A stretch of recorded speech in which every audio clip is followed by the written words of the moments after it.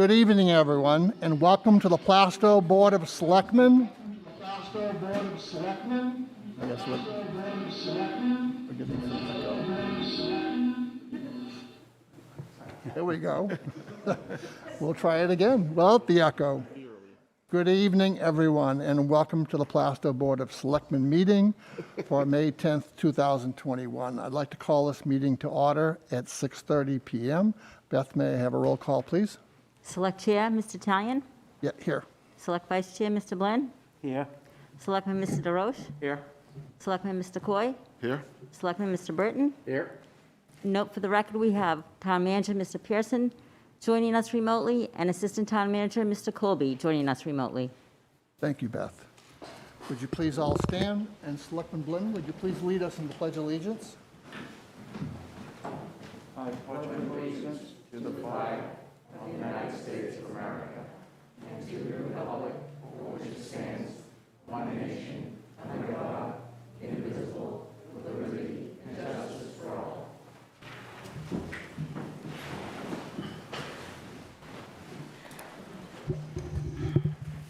So bear with me, we need to still read this. The Board of Selectmen, in accordance with the Governor Sununu's Emergency Order Number 12, pursuant to Executive Order 2020-04, is authorized to meet electronically. The Board of Selectmen is utilizing the Zoom program for electronic meetings. During these meetings, all members of the board have the ability to communicate contemporaneously during the meeting, and the public has access to contemporaneously listen to the meeting. The link to these electronic meetings is provided on the town website. The public may call in for comment during the public comments portion of the agenda by dialing 603-382-5200, extension 290. They may also watch the meeting on cable TV channel 17 or live stream the meeting at livestream.com/plaistow/meetings. If you would like to make a comment or ask a question by email, please email Beth at bhossack, and I'll spell it for you, BHOSSACK @plaistow.com. Questions and comments received by 3 p.m. the day of the Board of Selectmen meeting will be read at that meeting. Our first item is to approve the minutes of April 26. May I have a motion to approve those minutes? Motion made. Second. Okay, so made by Selectman Britton and seconded by Selectman DeRoche. Okay, all in favor, please say aye. Aye. Aye. Opposed? Abstain? And motion passes 5-0-0. Okay. Is there any public comment? Seeing none, we'll move on to our first item of business, which is a recognition of past serving selectmen. Both former selectmen, Steve Ranlett and Julian Kruska, served multiple terms on the board, and I wanted to express my own feeling first that is so important for us to encourage and to motivate people to serve in our government. And when people step forward and use their own personal time to help the town government, to help us run our own town, this is really important. And this is something that we should be very respectful for and very appreciative of. So to begin this, I would like to ask John Blinn if you'd like to say a few words about our past selectman, Steve Ranlett. Yes, I'd like to thank Steve for all his work that he's done over the years. I think it's been like 35 years, from the police station to the select board, and it really gave a lot of time, and I thank you very much for your time, and I'm sure that most people in town do, and so very happy to acknowledge, your service to the town. Thank you.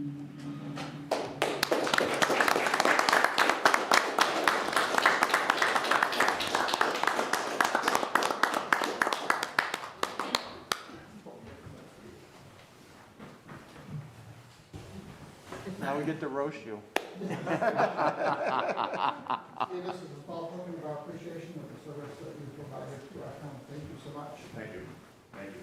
I thank the board very much. Like John said, I started at the police department, retired, joined the planning board for many years, historical society, Old Home Day Committee.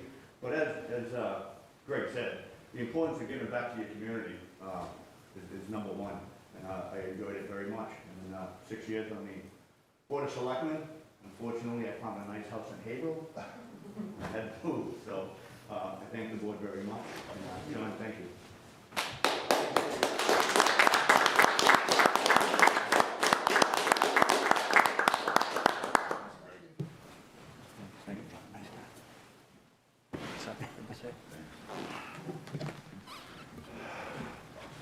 Can sit down for a moment.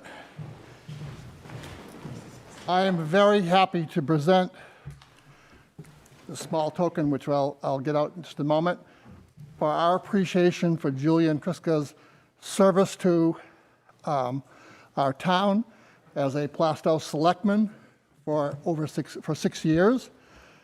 Julian not only has a near perfect attendance record for our Board of Selectmen meetings, but he served as liaison and Board of Selectmen representative on nearly every committee and board in the town. Julian provided the board with his experience, his advice, and his many ideas and viewpoints. And this is really what makes town government work. I believe our select board gets a lot of work done. We don't always agree with each other, but we do it in a respectful manner, and we come to a conclusion in the direction the town should be moving towards. So on behalf of the town and the current board, may I offer you, Julian, our sincere appreciation. If you step forward.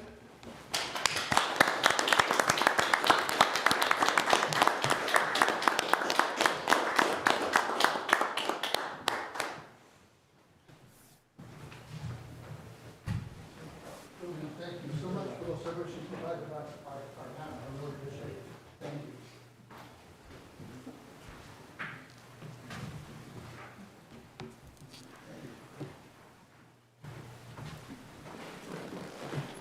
Any words? Go ahead. I want to say thank you for I appreciate the appreciation, and it was a very good opportunity to serve the community for 6 years. I got a little over involved in a lot of things, because that's the way I was built. And there's a lot to be done in this town. There's a lot of help, a lot of people have to contribute. You don't even have to be elected to office. You can be a regular person to help on committees. We have a lot of committees with short of people, like the Energy Committee. They need a lot of help and advice. So when I came to this town, there wasn't even an energy committee, and I founded that, and we got a lot of good things done. We got the street lights converted after many, many years of fighting for that in the town. And you see the new lights in this room. This building's converted out, the library's converted. And it's going to save a lot of money for the taxpayer. And it's the right thing to do because it's saving on the environment. And I was proud to serve in this community. I was proud to serve in the military. I retired from it. I served both in the Navy and in the Army. At least I was able to stick around. Unlike the military, you spend a lot of time away from home. But this is a great opportunity, and I appreciate it. Thank you very much.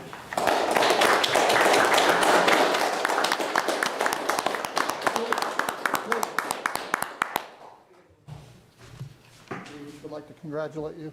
Thank you so much, Julian. Your service, thank you. Julian. Congratulations. It's an open spot on the Energy Committee.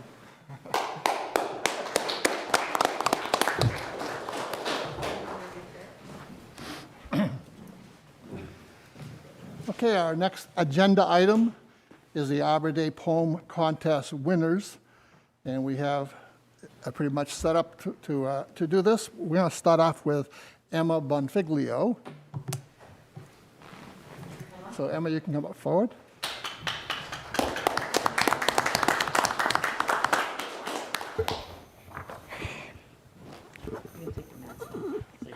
All right.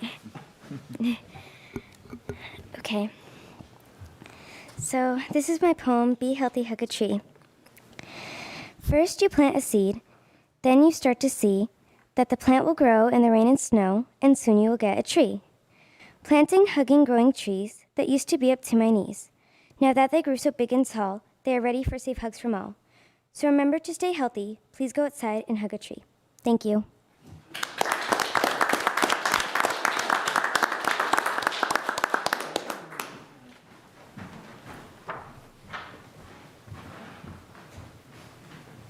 Emma, thank you so much.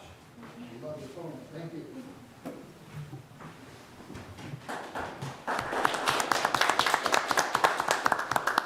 So our next winner is Cody Kelly.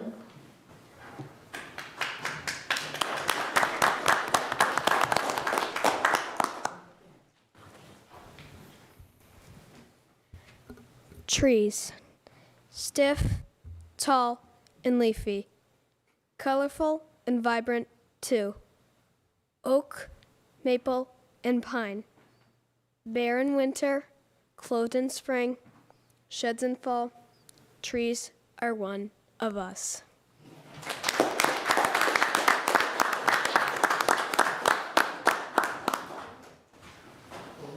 Thank you so much. Appreciate it.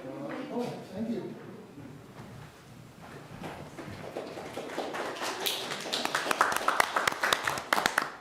Last but not least, we have Hannah Ahern.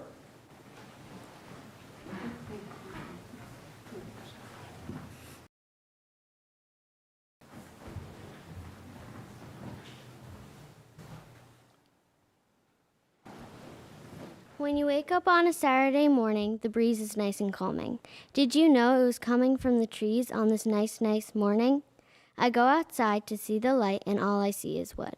When I think, actually, I guess it's good for me.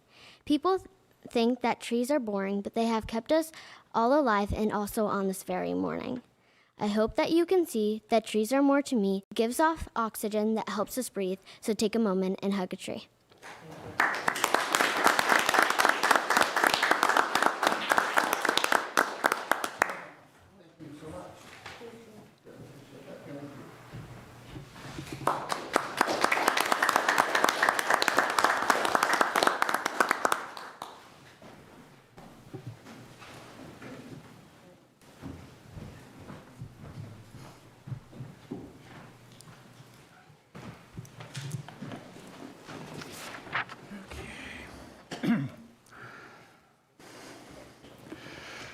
So our next agenda item is introduction of newly appointed Budget Committee members.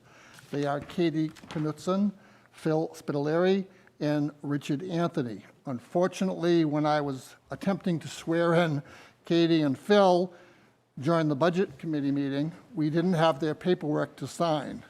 So tonight, I believe we do have that paperwork. So if I could ask the three of them to come forward, I'll give them their oath and they can then sign their paperwork.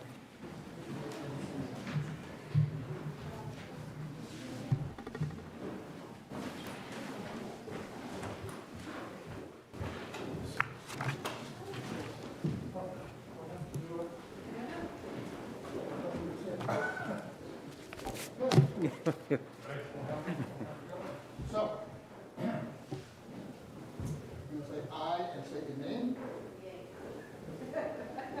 Do solemnly and sincerely swear I, Cody Kelly, do solemnly and sincerely swear and affirm that I will bear faith and affirm that I will bear faith and true alliance to the United States of America and true alliance to the United States of America and the state of New Hampshire, and the state of New Hampshire, and will support the Constitution thereof, and will support the Constitution thereof, so help me God. so help me God. I, state your name, I, Cody Kelly, do solemnly and sincerely swear do solemnly and sincerely swear and affirm that I will faithfully and affirm that I will faithfully and impartially and impartially discharge and perform all the duties incumbent upon me all the duties incumbent upon me as an appointed member as an appointed member of the Budget Committee, of the Budget Committee, according to the best of my abilities, according to the best of my abilities, agreeable to the rules and regulations agreeable to the rules and regulations of this Constitution of this Constitution and the laws of the state of New Hampshire. and the laws of the state of New Hampshire. So help me God. So help me God. Okay, so I'm going to show you, there's a place for you to sign, Okay. and there's a place for me to sign. Okay. And then down below, I'll put my name, but if you could fill in at least your email address, so the budget committee has a way of getting in touch with you. Okay. So this key is yours, I think we have a pen. Congratulations. Yeah, congratulations, thank you. Thank you. Thank you.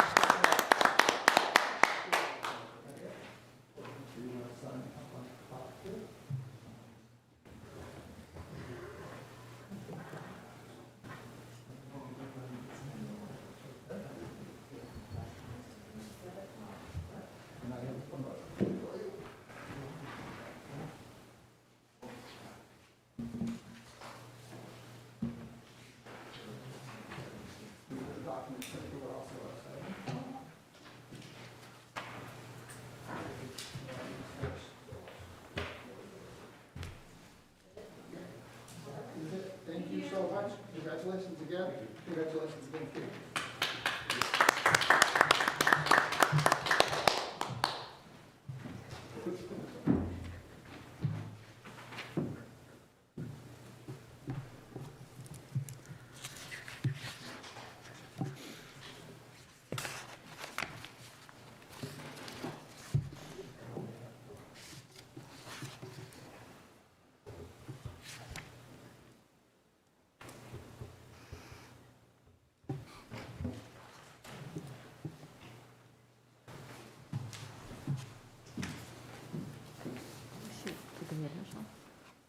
Excuse me? They're supposed to initial what they got first. Oh, Skipped over the thing. Are they still here? Yeah. okay, you need to initial.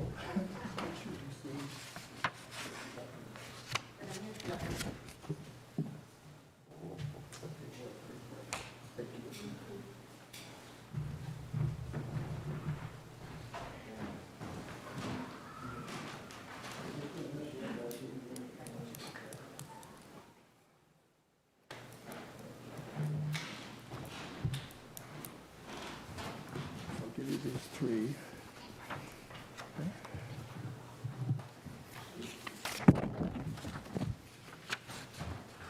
How's it work?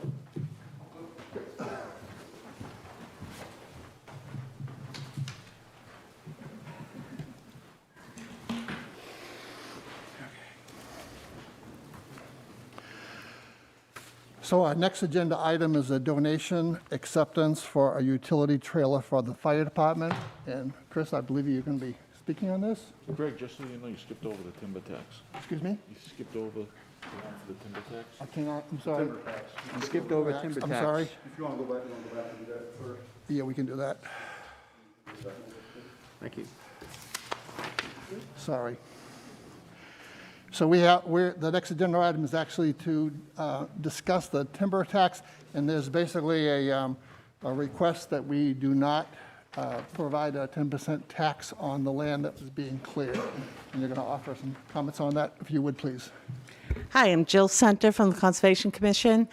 We're doing a timber cut, a maintenance cut only in the town forest this summer and fall. And the log is usually have to pay a 10% timber cut, but it's the town's business. So we're asking that we just waive that cut. Otherwise, the log is hold back 10%, pay the tax. It all comes back to the town in the end. It just makes it simpler. Okay, So we're just asking that the Board of Selectmen waive that tax tonight. okay. So is there any questions first of Jill? I'm just assuming that if we waive the tax, they'll just reduce their price by that amount of money. But When we reduce in the other price. words, they're charging us X amount of dollars to clear the timber. Right, what happens is we'll get 100% back if they'll adjust their price to 10% if they have to pay the 10% tax. So Okay. actually, the town would only be getting 10% on 90% of the profit. It actually works in our favor to waive the tax. Okay, that makes sense. Okay. So I believe we have, that has been passed around and everyone has had the opportunity to sign it. Anybody else have any questions for Jill? Are we good? Okay. All right, so you're going to waive it. Well, yeah, and we'll give that to Beth. All right, thank you. You're most welcome. Thank you, Jill. Thank you, Jill. Okay, so now we can talk about the donation acceptance for a utility trailer for the fire department. Chris? Thank you, Mr. Chair, and fellow board members. I do believe that success is building relationships, both internally and externally. One of the relationships that I've been able to continue that Chief McCardle built up was with the Hazardous Materials District here in this region. And talking with them with some of our needs that we have for our technical rescue programs, they have offered up a 2,026-foot enclosed utility trailer that we'd be able to use for equipment storage and to respond to calls of service with our technical rescue equipment. The best thing is it's free. All we have to do is accept it. Their board of directors have already voted to donate it to the town. They've not asked for any specific paperwork, so I'm assuming just the minutes of this meeting with you all making a motion to accept it is all they really need. Okay. Okay. So can I ask someone to enter a motion or solicit a motion?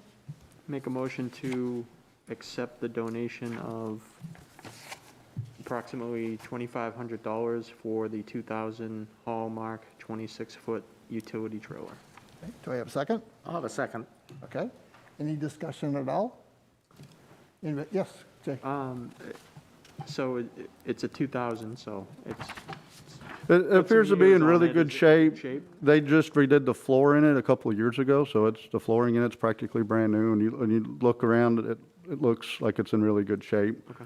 You know, so I think we could get whatever use is left out of it.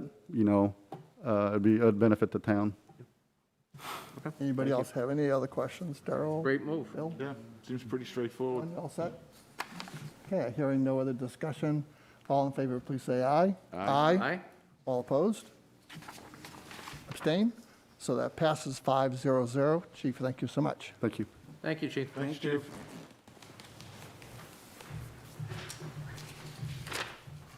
So our next agenda item is to discuss the sale of 13 Rose Ave with St. Jean's Auctioneers. Mark, will you be reporting on this? Well, I was hoping that St. Jean's were going to be in attendance tonight. Are they there? No, they are not. He called today and he said he was coming. Okay. Or maybe we could Okay, post it. well, briefly, we have used St. Jean's in the past. It's been a percentage that they take of the sale. They do all the advertising, the marketing, holding the auction, taking care of the deposits. So it's been a very easy experience for us in the past. We've used them, I believe, either 2, 3, 4, 5 times.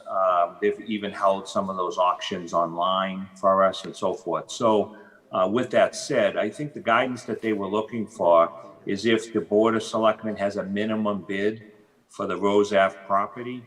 So I just wanted to throw that out to the board to see if you have any ideas on what the minimum is that you'd like to, receive. So Selectman DeRoche pointed to my efficiency at running a meeting. We're actually an hour ahead. So he may have looked at that time and decided to come to the meeting a little bit later. Sure. So it looks like you could go through the other agenda items, and then when Mr. St. Jean shows up, then we could just go back to this? We could do that. Yep. Okay? Thank you, Mark. Okay. Okay. So our next agenda item is to discuss a Memorial Day event. I would be happy to represent the board as a speaker if you so choose. And in the past, the town has spent around $500 for flowers that mostly decorated just the front of the town hall, to my understanding. This year, with our underfunded budget, it has been suggested that we only do a short parade to the cemetery and the event at the town hall. Is that correct? Yep. Yes. And that we just skip the flowers. Is there any consensus among the board to follow this advice? Or any other discussion about that? Works for me. Steve? Yeah, I think it makes sense where we have the issues with the budget, right, where it's so tight this year. I Yep. think that makes sense. Jay, any comment? John? Yeah, it sounds reasonable this Okay. year. So is that sufficient, Beth? Okay. Great. Are you Mr. St. Jean? Yeah. Absolutely, we've been waiting for you. Please come forward here. So We were early. We we're were ahead of being too schedule. efficient, yeah. We were being too efficient. We were getting through the agenda pretty quickly. Hi. Thank you. Thank you, sir. Thank you. Thank you. Thank you.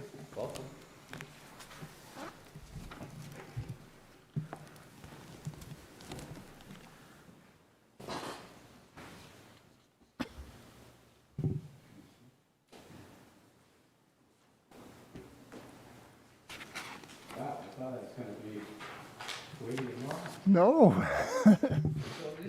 I'm Jim Sankey. Okay. I think there's a new board. I don't think anybody, I don't think. Could you use the speaker so we can hear you? Oh, see the microphone right there? Just pull it right next to your mouth. There you go. So this is a new board to us. We've done 5 sets of auctions for the town over the years.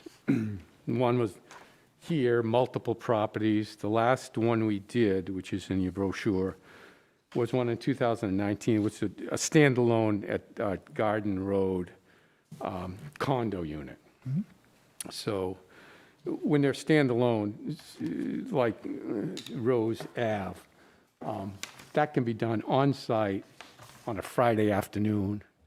Or if you want it on a Saturday, we can do it on a Saturday, but there's really no need to, I don't think, to do it on a Saturday. We've done 39 years, we've been doing about 30,000 auctions over the years. And of that, there's probably 2,000 tax deeded sales. 2 weeks ago, we were in Charlestown. Charlestown is very different than Plaistow, over by Claremont. And you would think that that area wouldn't be as good number-wise, but room filled with people. There were 11 properties, most of which were mobile homes. And the town was hoping to get $80,000, and we got $260,000. So it was amazing to me. So tax deeded properties are, they're different in that you can't get title insurance for them. The reason you can't get title insurance is that you need to quiet title because of the tax deeding. Quieting title can take 4 months to a year, which all the heirs and the people that have owned the property have to be made aware to make sure that there's no cloud on the title. So is this similar just to a title search, or is this different than a title search that, let's say, a real estate agency would do before selling a house? You could have a title search done, but you're still not going to get title insurance for any given tax deeded property. And what that means is there's no bank that's going to finance these properties. So we have to deal with cash buyers. They can close in 30 to 45 days. So it's a different group of people. And we always explain that to people. Look, if you want to buy it, you better have the money, because we keep your money if you don't close in the required time. What do? We use print advertising as laid out in your material. Mail out on our e-blast list to 7,500 people, show it and sell it. But we sell it as is. And the reason being It gets the town out from under, and it gets us out from under. I mean, there's no contingencies, there's no nothing. If the septic's good, bad, or indifferent, this is what you're buying. I know the town of Newton had I think a fire station some months back, and they listed it with a broker, and lo and behold, they've been in court ever since. Because brokers have a different rules of what they have to divulge. What else?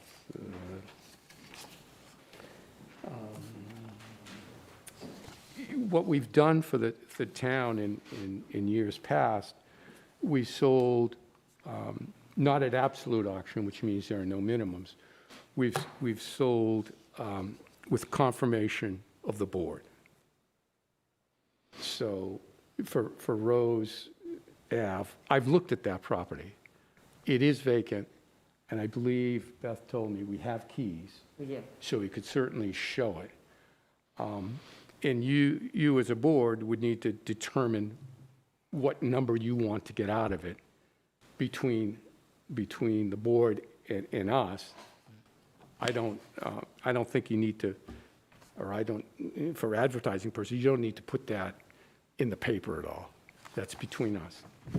But I got to tell you, as you know what's going on real estate-wise down here, there's not much under $250,000. Even a vacant house, they can't get financing for. It appeared to be, the house looks structurally sound. I peeked in the windows. It looks fairly nice, which is kind of surprising depending on, what we get usually. That's it. I mean, we can do, if we get the go-ahead on this, we could do it in June. For us, there's no real turnaround time. We've got all the material. We advertise it and show it.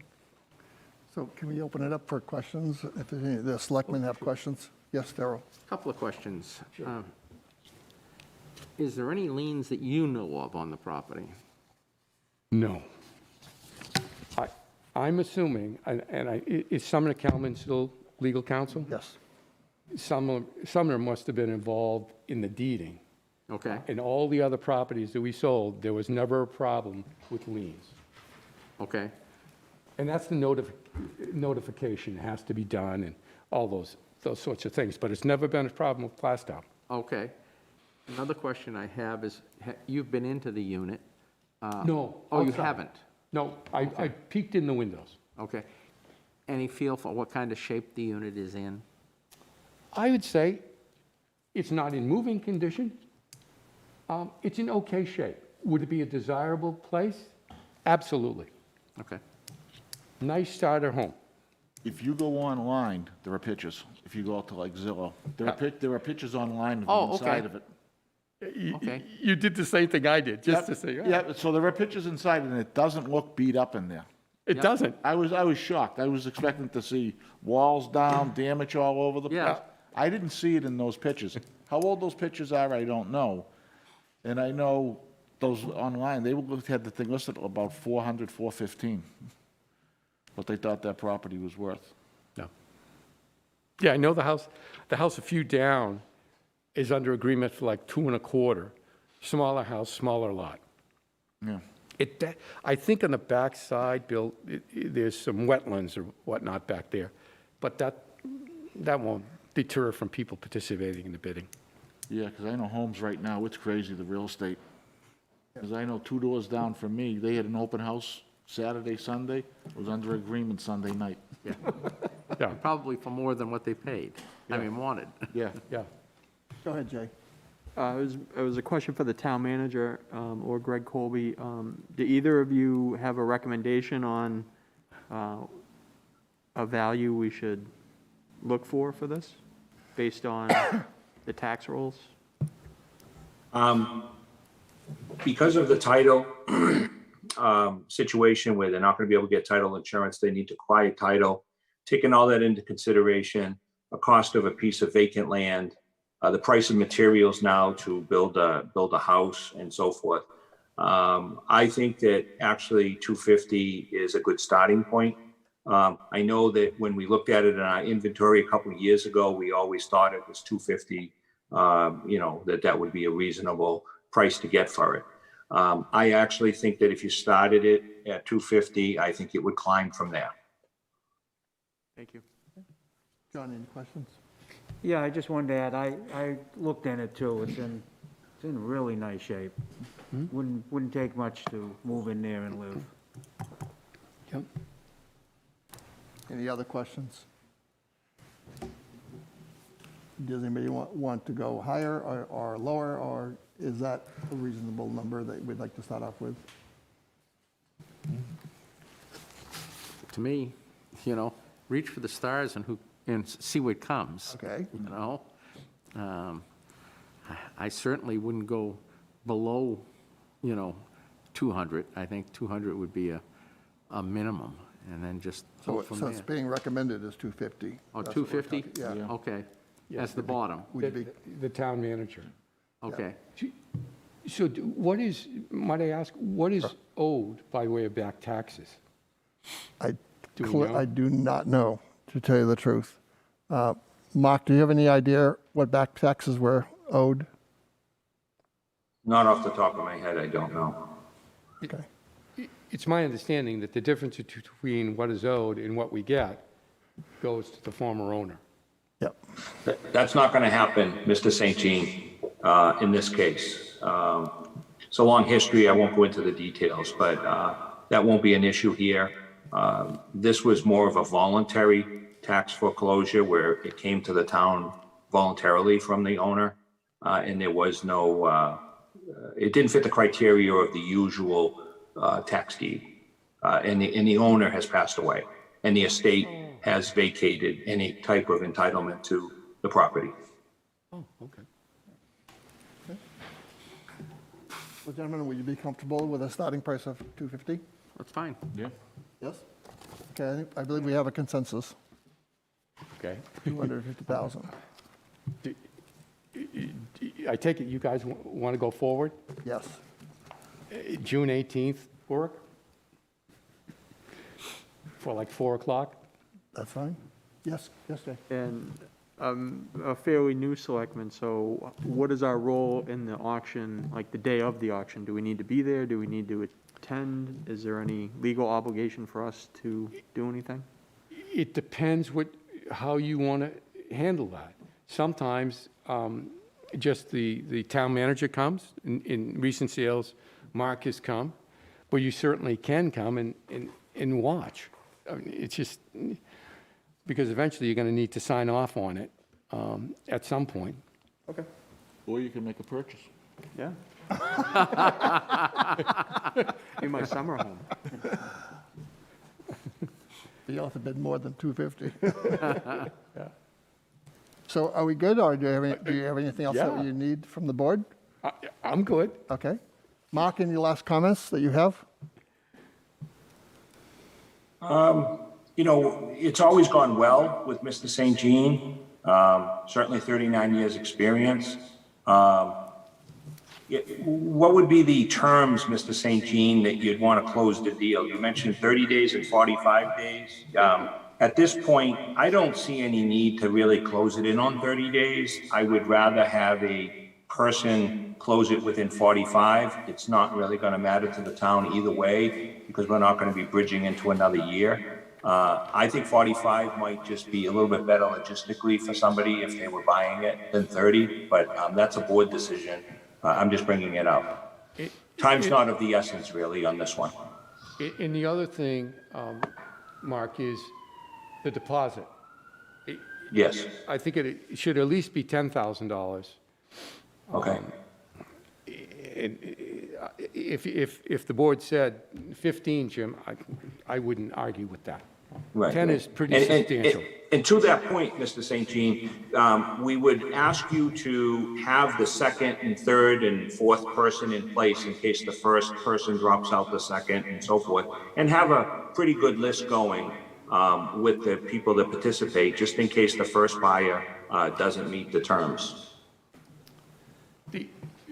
Mark, the other way we could do that is $10,000 down an additional deposit in 5 business days of 10% of the bid price. Okay, And that would Okay. lock them in. If somebody's going to go south on us, we'd know in 5 Right. days and go to the second person or Correct. the third person. right, I like that idea, but I just wanted to have a contingency and not all of our eggs in the first basket. Bill, Jay? So, so Mark's gonna work out the details with Mr. St. Jean, and That's what it sounds like. then we'll go forward from there? Yep. Okay. Daryl, you're all set Like I with say, this is our 6th auction together, and we've had fantastic results in every auction.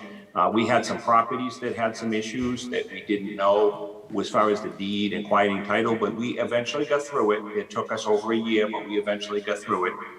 So there has been no bad thing that has happened. We've always had a great relationship with the St. Jean family in business.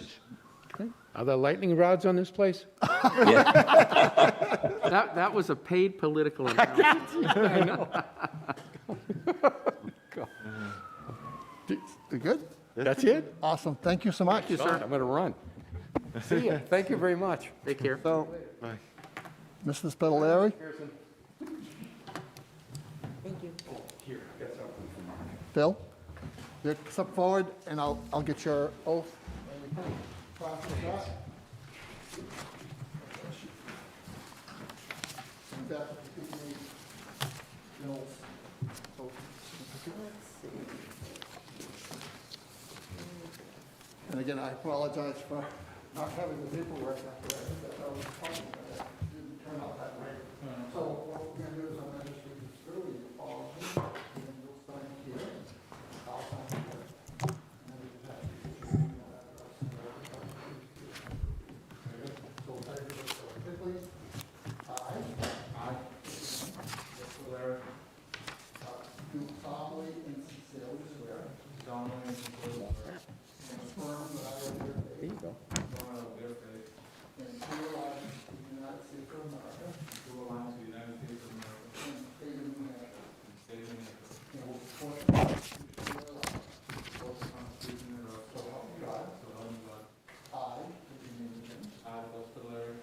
Do solemnly and sincerely swear and affirm. Do solemnly and sincerely swear and affirm. That I will faithfully and impartially discharge. That I will faithfully and impartially discharge. And perform all the duties incumbent upon me. Perform all the duties incumbent upon me. As an appointed member of the Budget Committee. As an appointed member of the Budget Committee. According to my best abilities. According to my best abilities. Agreeable to the rules. Agreeable to the rules. And regulations of this Constitution. And regulations of this Constitution. And the laws of the state of New Hampshire. So help me God. And the laws of the state of New Hampshire. So help me God. Let's begin. So I'm going to have you sign here. Thank you, Mr. Spitaleri, for your stepping up. Putting your trust in me. Didn't know I was going to be signing anything tonight. I had my lawyer look down. No, of course not. Your Email address. Okay.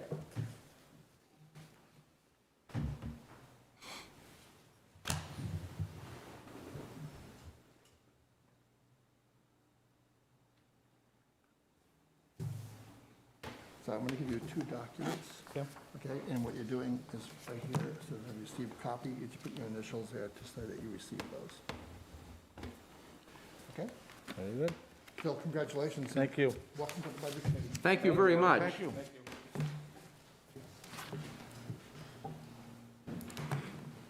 Enjoy your summer before it gets going.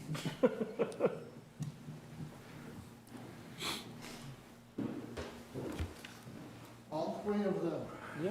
There we go. You know what I didn't do? I didn't date those. Okay, so, done.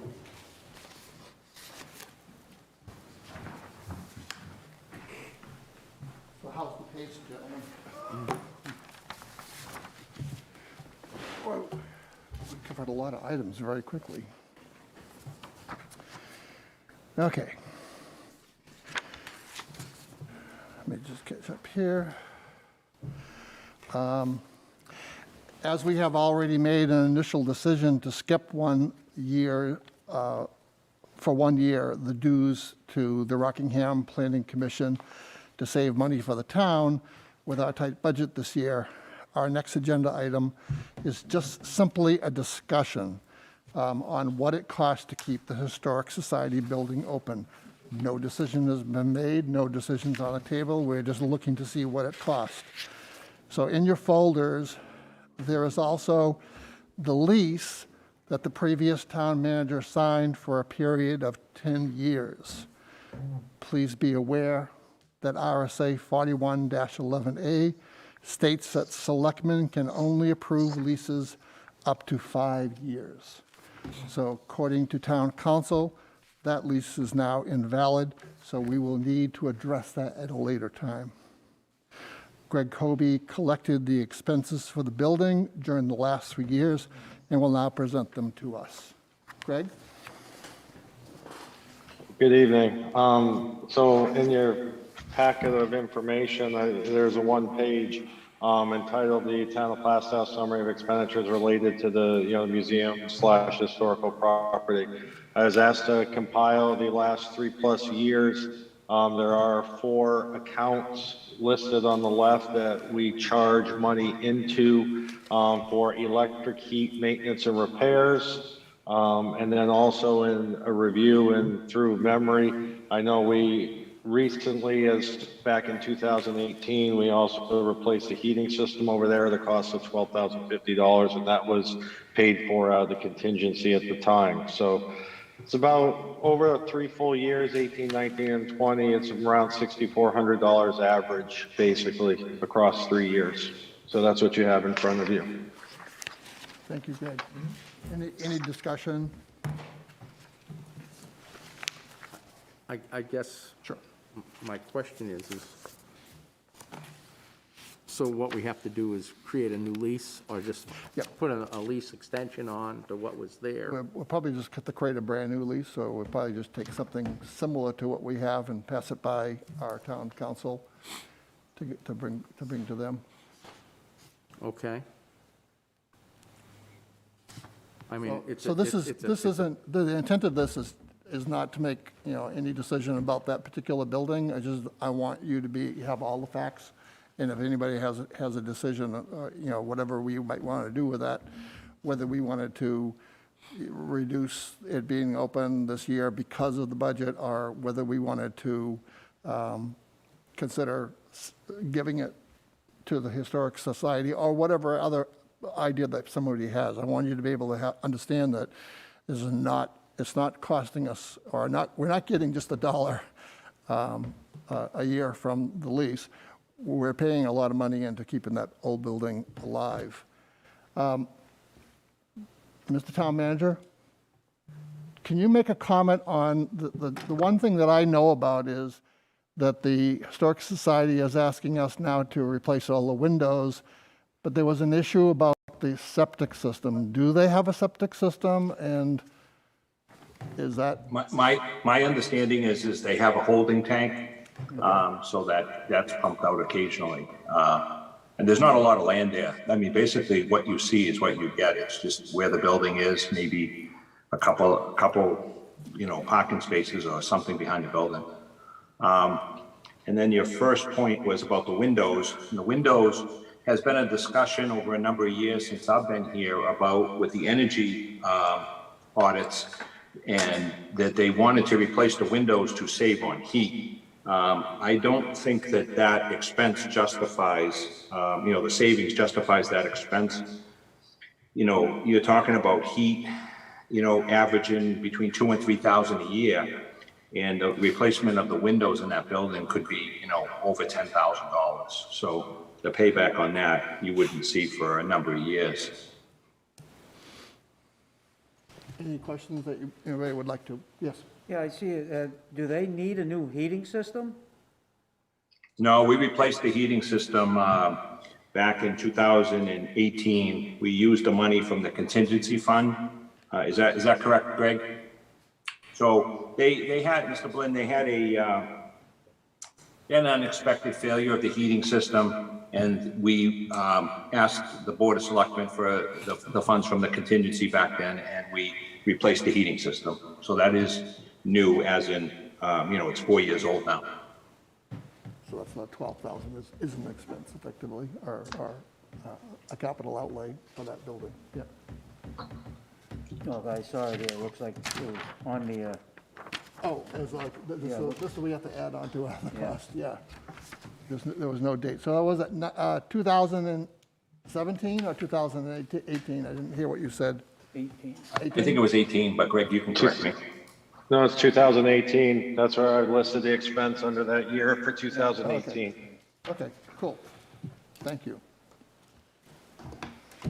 Yes, I guess one question I have, and maybe we have the Historical Society come in, but I'm sure they take in membership revenue and donations and stuff to help run the things they do. yep. So, do we know how much that is?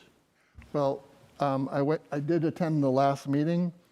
They currently have about $14,000 in the bank, $4,000 inside of their checking account, $10,000 in a certificate of deposit.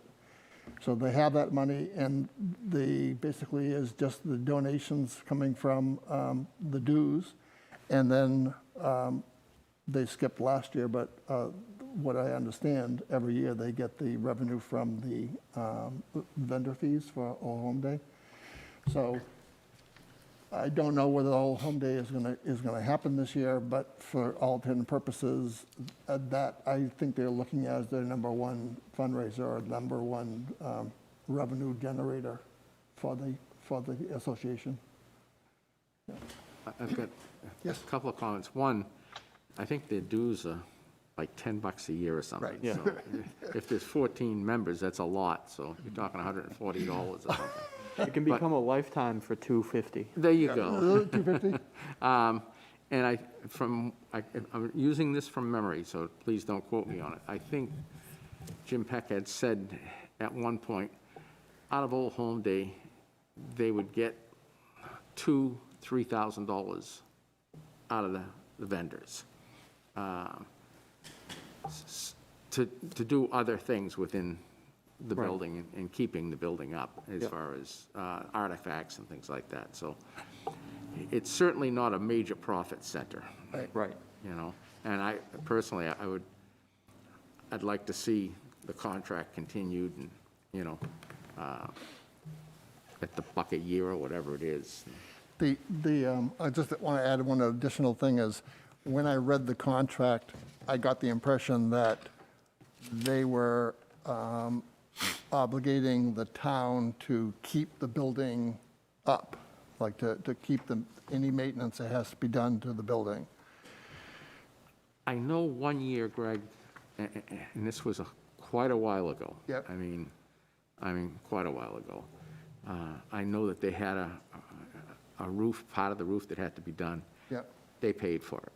Really? Yeah, so I don't know about the rest of the stuff that happens, but I know that they took that upon themselves that year. So they may take nothing upon themselves now, or they may take on things that we don't even see, you know? Bob Hobbs related to me that the one thing that is primarily the only cost to the association is his salary. I think it's like $150 a month or something to come in 2 hours. Right. Yeah.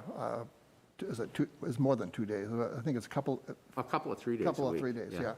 To come in, and primarily what he's doing is he is scanning Old Town reports. Right. And so I said, Bob, we have record management process going on right now in the town. Why are you doing this? I mean, this is really wasting a lot of effort and a lot of time. And the scanner that he is using is a really first-generation scanner. So the machine that we have does the scan and the OCR all at the same time. So I said, you probably should work closer with the town and take care of things that we can't take care of. Yeah. So it's just I just want to bring this up so that you guys are informed. And if there's an idea of either how the town can reduce its liability, or possibly we can help the Historic Society by even giving them the building, I don't know. Just open it up to you guys to come up with an ideas. My question, Greg, is that, okay, we give it to some that'll look at, okay? Yep. he charges 500 or 1,000 bucks to look at it. That's that's 10 years dues for them. So what have we accomplished? I mean, is there something we can do in-house without having to go through the strict guidelines of using a lawyer? Well, my recommendation, since we're already paying for one as our town manager, we probably could get our town manager to take a look at it. Okay. And make a recommendation. Does that make sense? Yeah. Yeah. Okay, cool. Yeah, if it's expired or, you Yep. know, not valid anymore, let's get it resolved and Okay. move forward. So thank you so much. I appreciate your input and your feedback on that. Can I just add Sure, one thing to that? absolutely. I read the bylaws, Yep. and one of the last lines on that was, on the bylaws was, if ever the Historical Society dissolved, all the stuff in there would come back to the town. So it's already in a good building. Yeah, Yeah. yeah. Yeah, and you don't want the building run down, right? Right. Okay, cool. Thank you, gentlemen.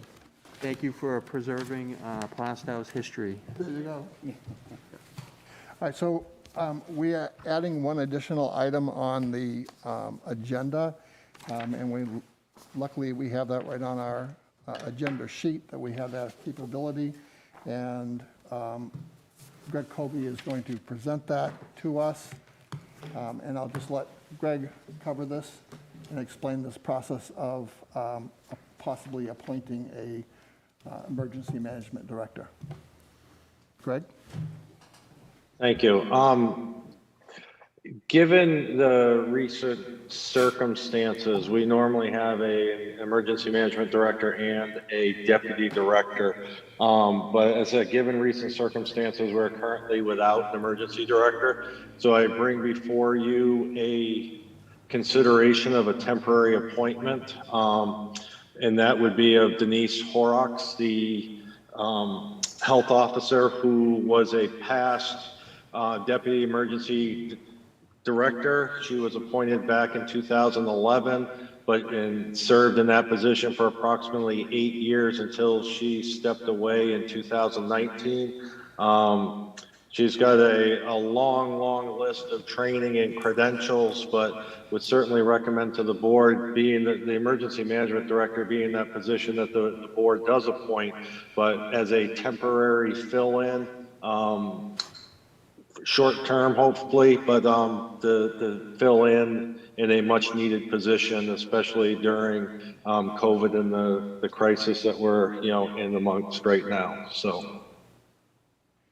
So there was a question that was posed to me, Greg, about what is the pros and cons of either leaving it as it is and having just the deputy take over, or temporarily appointing Denise, and then if there's a resolution to the issue at the police department, then she would then step down and be replaced by the chief. So could you explain your reasoning or recommendations to us to having both a director and a in my deputy? in my mind, it is coverage in case there is an emergency. It's a lot easier to run with two people, especially given, her length of, training experience and the like. So,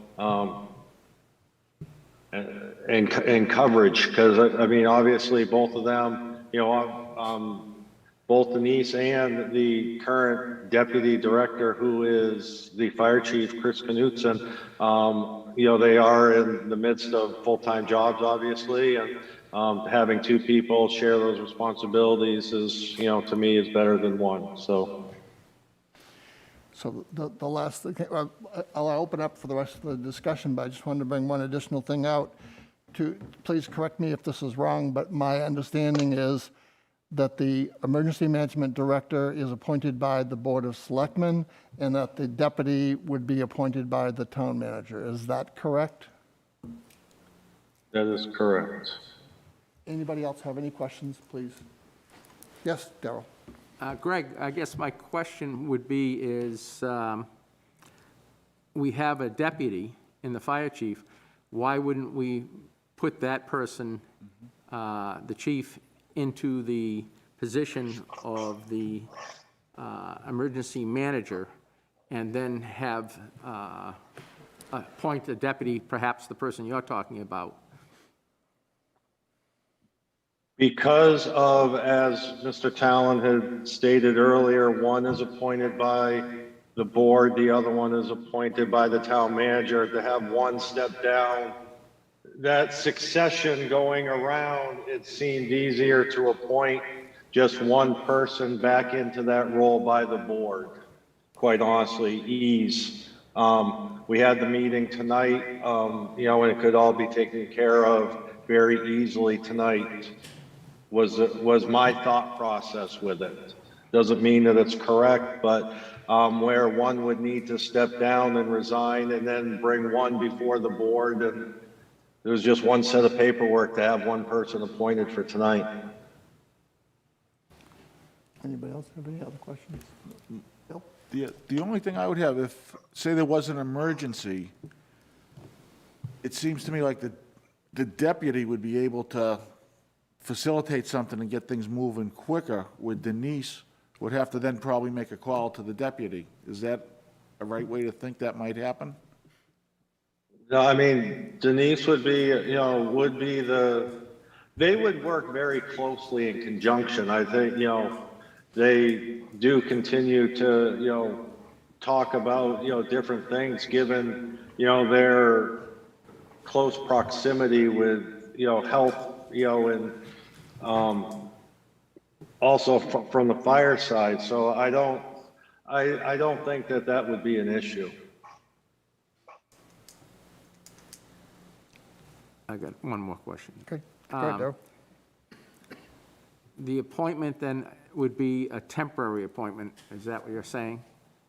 That's correct. Okay, and then if, for some reason, it's not being a temporary situation, then we have to go about filling it on a full-time basis.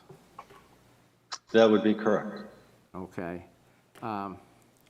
I don't know, to me, it makes sense to me to have the guy that's in the field, firefighter, someone that's gonna be around the emergencies, to have that guy be the director of emergency management. And I know it's an extra step, but I think that knowing all the circumstances of everything going around, we don't know what's going to happen in the future. It'd be nice to have a full-time guy. But that's just me. Yeah, so my understanding is that Denise would continue to do her job as the health officer for the town, just as the fire chief would continue doing his job as the fire chief. So this is basically not a full-time, 40 hours a week type responsibility. It's when there is an emergency, that's when they move from their previous jobs into the emergency until the emergency is done. Is that, am I making that a correct assumption? That is correct. Okay. Yes, John? Yeah, I kind of agree with Darrell, though. I think the fire chief is better equipped to be out there and be near any problems that might arise, especially since I get what you're saying with the extra step, but we are, he is the deputy, and when the main guy goes down, that's what the deputy, as far as I'm concerned, he was named in that position because he's the second best guy to handle it. And so this is what we need right now, and that's the second best guy. So I agree with Darrell. I would rather see him, take over because he's just there and equipped for it. When the situation goes bad, I think he's better equipped for it. That's it.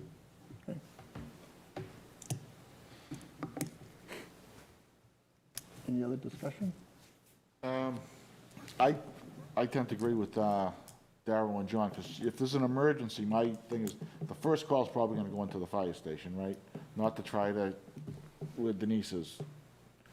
I'm sure, I'm just saying, you don't know what the emergency could be, right? Correct. But it just seems to me he's already up to speed right now because he's in that position.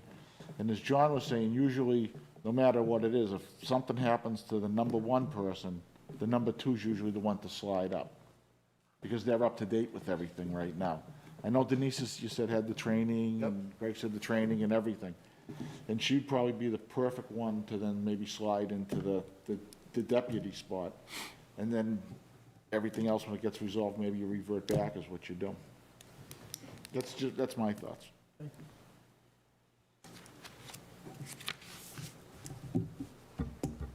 Any other questions? Jay, do you have any questions? I don't have any questions. Okay. All right. So there is a appointment form, and we can decide who wants to sign it. If we get 3 signatures, then that's the decision. If we don't get 3 signatures, then we have to do something else, because we're going to request we have to request the town manager to move the fire chief out of his position, because we can't do that. Only the town manager can do that. We don't appoint? We only appoint the emergency management director. Right, so that's what we do, then it would have to, that extra step later, right? Yep. All right, so do you want to table this and then think about it, and then if you decide, you can sign the sheet. If you don't sign the sheet. Is that all right? Do we need to table it? Excuse me? Do we need to table it? No, I meant, let's find out whether or not what the assistant town manager is recommending that we do this. The question is, do we want to appoint who he is recommending? So if we have 3 of us that agree that we agree that we want to appoint that person, then we'll get 3 signatures and that person will be appointed. Okay. If they don't get 3 signatures, then they're not appointed. Does that make sense? Okay. Is that all right? Yep. Yeah. Okay. Okay. The next item is town manager's presentations of completed goals. Beth, are we all set to go? I guess. You should be. Okay.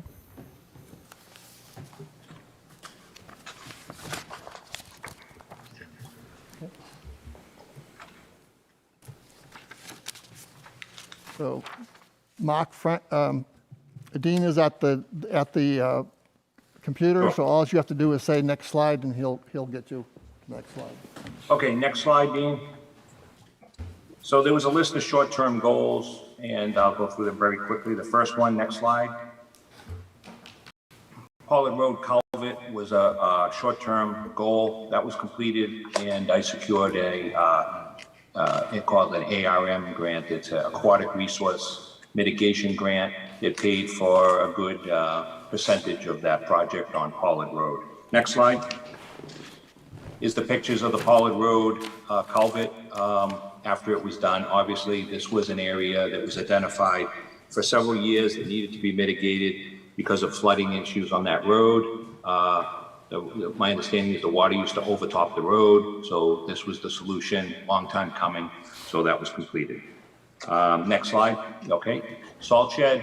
So the salt shed has been completed, and we're anticipating that the shed doors will be installed this spring. I met with the contractor this past week, and he's working on the construction to hang the doors on the front part of the building.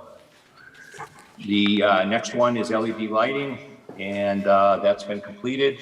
I don't think there's much more to say. Street lighting, next slide. There was street lighting that was completed also. That will show, both projects will show some savings once the lighting bills are reduced. Next slide. One of the other goals was the annual budget for 2021. So my recommended budget was $16,000 for increase over 33 of the 34 departments. Notwithstanding the fire department that was allowed to, talk about what they wanted to do to add funds to their budget, the operating budget, which was 65, and the warrant article for 130. which was handled at deliberative and at the town meeting voting. So that was a goal, and it came in at a 0.5% increase. And my side note to the whole thing is, over the last 2 years, Greg and I have worked real hard to reduce down the town portion of the tax rate. We've reduced down the town portion of the tax rate 15% over the last 2 years. Next slide. Palmer Property Roadway, long time coming. That was the part of the public safety complex where there was a land swap to allow both the access to the property and the Palmers out back, some property for the public safety complex, and some property for the expansion of the cemetery. We just completed the paving, and that picture was taken last week, and actually there's all the fill around the edges of the pavement have been installed, so it actually looks a little bit better than the picture. Next slide. So the next step that the board needs to consider is to come up with a plan on funding for the development of a new cemetery section, because now you have access to that back piece of land that's different than the access off of Elm Street. So this is a little bit easier to come in off of Stephen Savage Way.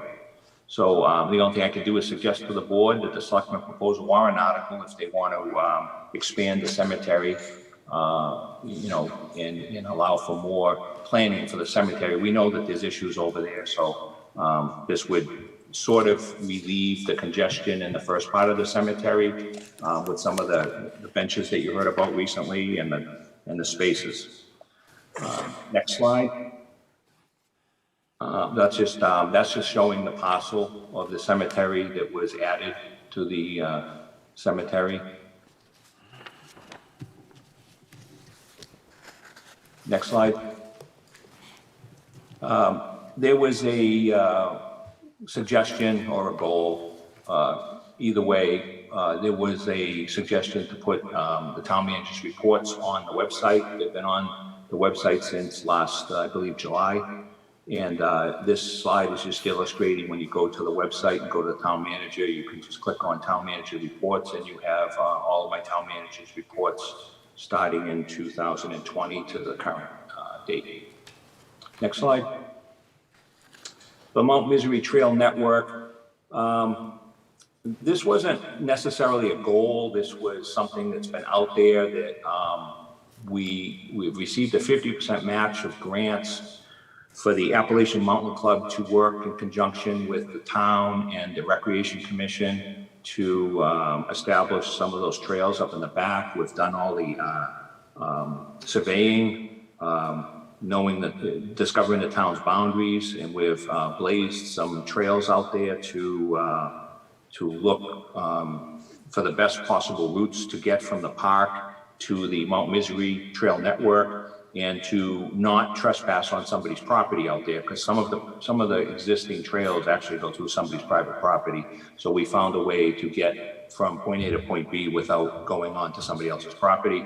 So the hope is that the Recreation Commission and the Recreation Department will work with the Appalachian Mountain Club to use the grant funding and get Boy Scouts involved and whoever else to complete this. But the park project, which is not listed up here as a goal, the park project was the softball project, which was the funds from the previous year for the warrant article, and that softball field's been completed to the point that the funds allowed it to be completed. So there was not enough funds allocated to actually put up the backstop and the dugouts and some fencing. But nonetheless, the field is growing in. The drainage has been installed, and the drainage this spring, the reports are, and I go out there to check it, the drainage is flowing, and it's keeping the fields a little bit or much more dry this spring than in past springs. Next slide. So this is the non-listed project work that we had the original list of things that were my goals. So next slide. So some of the additional work that was given to me by the board was the 2020 vision contract dispute. As you know, we're working on that with legal counsel, so I won't won't really be able to go into much more detail than that. The trash and recycling contract, as you know, the board transferred that to me. We're working with the track committee recommendations and the board to put up the RFP to go out to proposals and to have a successor agreement in place for January 1st. So that's still a work in progress. Both of these are work in progress. Next slide. So as is customary, you have collective bargaining agreements that expire and you start negotiating usually the year before. So the 2022 CBA negotiations have started for the police collective bargaining. And we will intend to bargain in good faith and have a warrant article prepared for the board's consideration, or at least a tentative agreement for the board to consider, and then the board will decide if they're going to put it on as a 2022 warrant article. What the other things that have just matured over time is the regional water line meetings. We're having a lot more meetings now because we're going to have multiple projects going simultaneously. So eventually I'll probably have 4 or 5 of these separate meetings going on, and a regional partnership meeting. So there's a lot of meetings. For instance, tomorrow I've got 2 back-to-back meetings, one at 10 o'clock, one at 11 o'clock for the water project. That's going to grow into probably 4 or 5 meetings every other week. And then the regional partnership meeting is once a month. So that continues right now, and the project is really going well. Next slide. The Wentworth Ave reconstruction is part of the waterline project, but it was an opportunity for me to negotiate 3 partners to get that road reconstructed without just having trench patches on one side of the road and trench patches on the other side of the road. We were fortunate enough to have the water project replace some collapsing drainage out there during the installation of the water pipes. And the state picked up the new drainage costs. And now we're negotiated with Unitel, and it's a 3-part deal, $60,000 from Unitel, $40,000 from the water project, and $50,000 from the town that we will get from the highway block grant. And we'll be able to totally reconstruct that road. That means to bring in a big machine and grind everything up, put everything down, put down a base coat this year, let it weather the winter, and then put down the finish coat next year. So there'll be no tax consequence for any of that work, but it's a lot better than having a road that's trench patched on both sides, because we will end up with problems with that. Next slide. Obviously, during the course of the year with COVID, no one saw that coming. Maybe with the goals, no one thought about it, but we rolled into improving the public works garage with the audio and video capabilities, the exterior paving. We added an emergency generator. All of that was completed. And I just have to tell you that we have meetings at that garage nearly 2, 3, 4 times a week. Tomorrow we'll have 2 there. Today we had 2 there. So that garage has really been a big help to the town for a lot of uses. Next slide. So that's just showing the pictures of the paving and of the generator and the additional parking lot and the bridge, the footbridge that we put in. Next slide.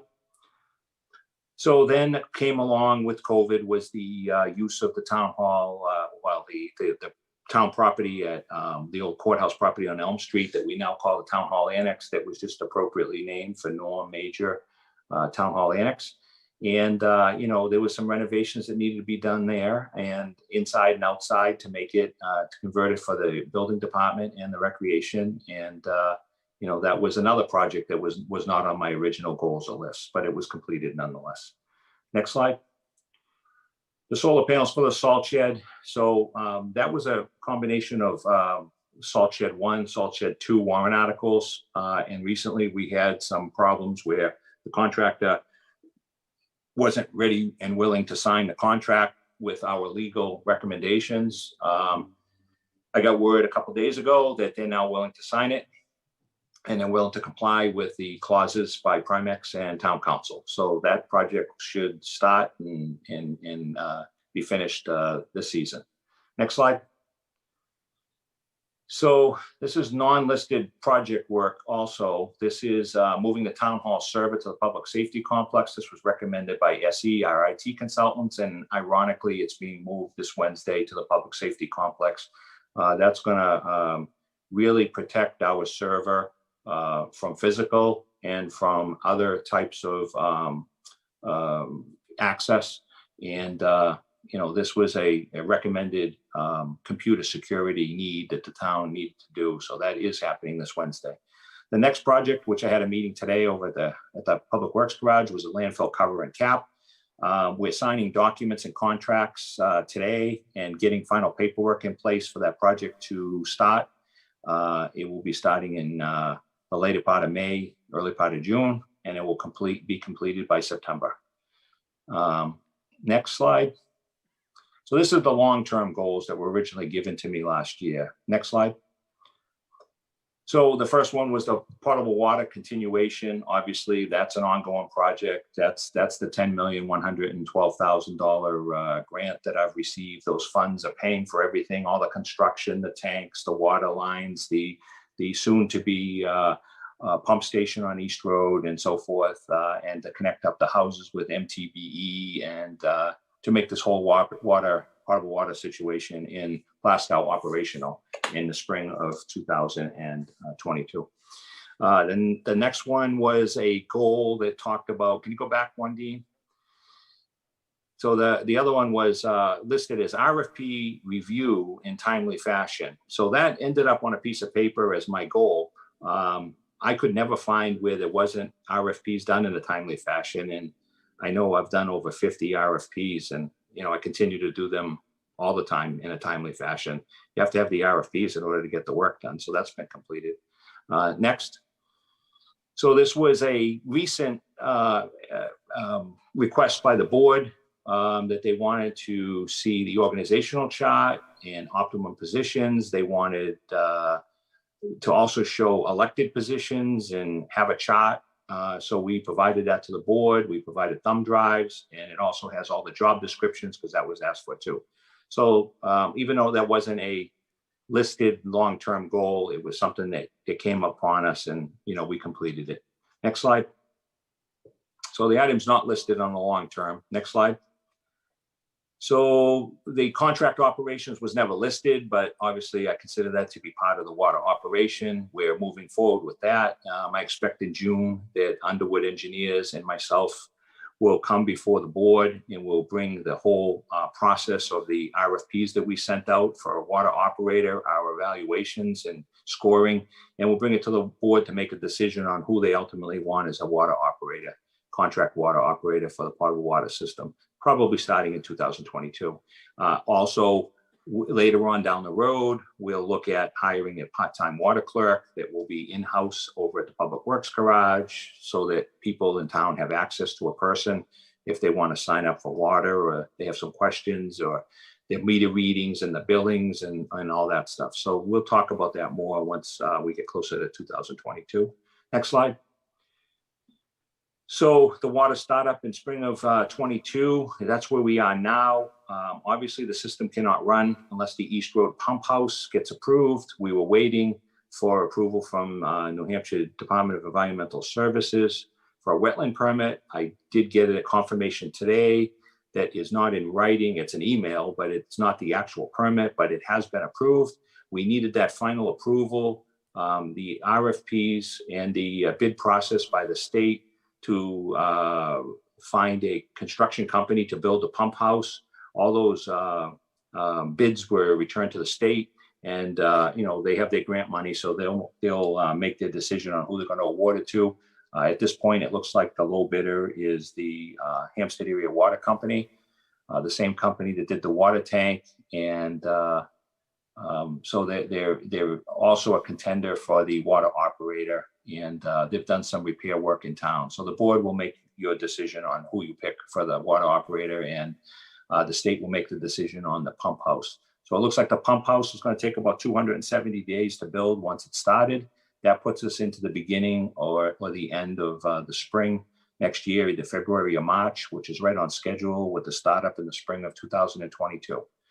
The north and south loops is something that, because of the federal money that may be coming out to help and be earmarked for water projects, I've asked Underwood Engineers to propose to me to give to the Board of Selectmen as the water commissioners what it would cost to bring our previous plans to a higher level of documents that are ready, shovel ready, so that we could apply possibly if the board decides to apply for any of those funds. I don't know what the match would be. I don't know what the bond amount would be. There may be some bonds that you might have to put on the ballot to ask the voters if they want to approve a bond on the warrant to do essentially from Chadwick Ave down to the state line is the south loop, and from Kingston Road up to Old County as the north loop, which would really make our system redundant and create some big loops and pick up a lot of water customers along the way. So we'll talk about that more in a future date once I get the information back from Underwood. So these were all things that I decided to do in conjunction with the water project as I see the needs and see what happens. No one could predict that there'd be some possible eligible federal grants. So I'll bring it to the board and see what the board's desire is. Next slide, Dean. So last year, we together decided, the board, the town manager, Greg Colby, and I, and Underwood Engineers, to try to be proactive to offer a water connection incentive program in the form of a bond that would pass through to the residents that needed some financial assistance. We put it on, or everybody put it on to the warrant, and it failed by 16 votes. So that's really a board decision if you want to do that again next year. Next slide. So this is the part I was looking for, the end. Does anybody have any questions on any of those projects? I can't hear with the volume right now. I'm sorry. Go ahead.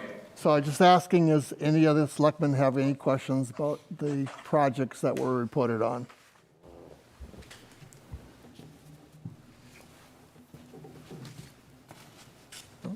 Mark, thank you very much for that presentation. Would you like to cover your town report at this time? Sure.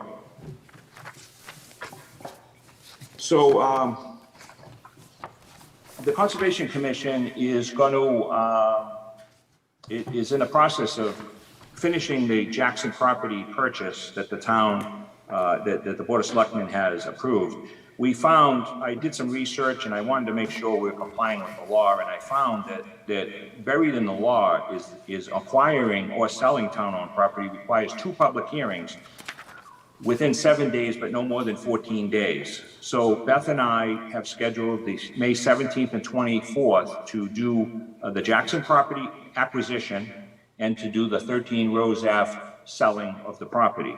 So by doing it again, we'll comply with the law, which is always good, and we'll do it in time so that St. Jean's can hold their auction in June 18th. So the board really doesn't need to do much more than just bear with us and hold those 2 public hearings. And once we do that, we're going to be complying with the law on acquiring property and selling town-owned property. The water project, we got a meeting tomorrow to visit the water tank and the water line construction sites. So, again, we go out onto the sites, we're looking at the final punch list up there at the water tank site, and they're finishing up. We have partnership meetings monthly. The East Road turnaround has become a point of contention for the town of Atkinson. They own the southern portion of the turnaround. Plaistow has an easement to the north portion. Atkinson has made it clear to us that they do not want us to use the southern half of that turnaround. So we've been staying in touch with each other, the Atkinson Police Chief and I, and making all the contractors aware that they're not to use the southern half of that turnaround in Atkinson. We're constantly monitoring that. Highway Safety Committee hasn't met for a while. I suggested that they set up a meeting. Dan Garlington and Beth are setting up a meeting so that will be held fairly shortly. The computer server is going to be moved. The solar panels I talked about, the shed doors I talked about, the dedication ceremony we all attended on Saturday. T-Mobile Cellular contract agreement. They've been dragging their feet on the agreement. We've done everything we have to get them to to agree to it. They have tentatively agreed to it. They gave it to the legal department. Then they came along and they wanted to ask permission to do construction on the site on part of the area that they say that they have leased. And I said, no, we're not approving any construction until you sign your lease. So I think they're going to sign the lease fairly quickly. I attended the budget committee meeting last week as a representative for the town administration. We had a kickoff meeting today for the landfill cap cover, and St. Jean's auctions came in. So that's my town report in a nutshell. Thank you, Mark.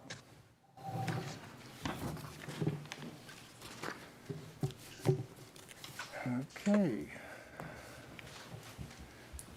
So unless there's any other items to come before the board, we will be leaving the public session of our meeting tonight, and we'll be going into non-public session and will not return for public review.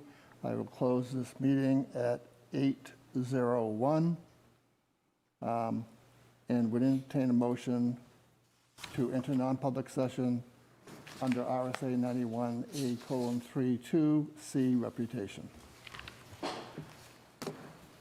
Make the motion. Okay? Second? Second. Okay. All, roll call? Ryan. Yes. Flynn. Yes. Mr. Roche. Yes. Mr. Coy. Yes. Mr. Britton. Yes. Okay. So Dean, will you be sending